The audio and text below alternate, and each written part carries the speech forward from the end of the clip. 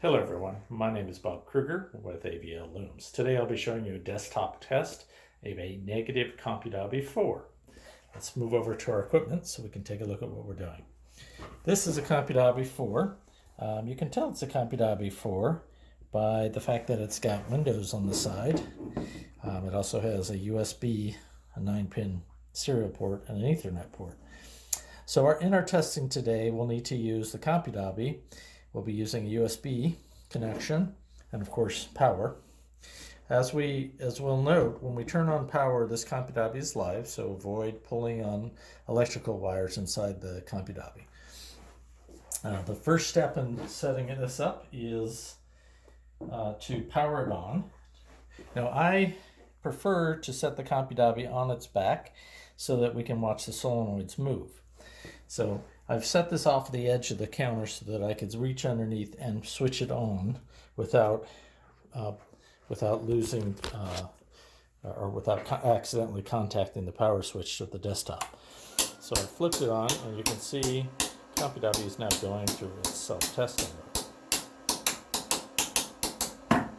With the Compu-Dobby IV, you need to wait approximately 30 seconds after it finishes that self-test before you attempt to connect to it. If you don't wait long enough, you'll get a failure notification saying you could not connect.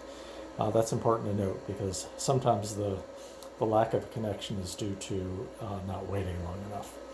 I'm going to be using WeavePoint to do my testing. I have got the software set up really in a simple way.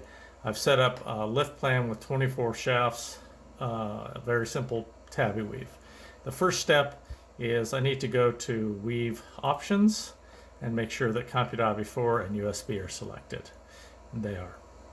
My next step will be to go to Loom Control. Now if it connects, as it should, this screen will pop up. If it doesn't, you'll get an error message. So I now have a connection point between the WeavePoint software and the Compu-Dobby IV. Now I'm going to move back over to the Compu-Dobby and start my testing. So the thing I'm looking for right now is I'm using a nice little neodymium magnet here, that little round magnet on a bracket, and I'm going to be going up and down on this sensor bar. So we have the upper sensor and the lower sensor. The upper sensor represents when the shed is closed.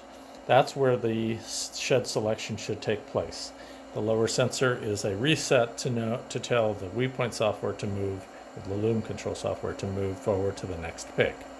So I'm going to start on the lower sensor, and I'm going to place the magnet right on top of the sensor dot.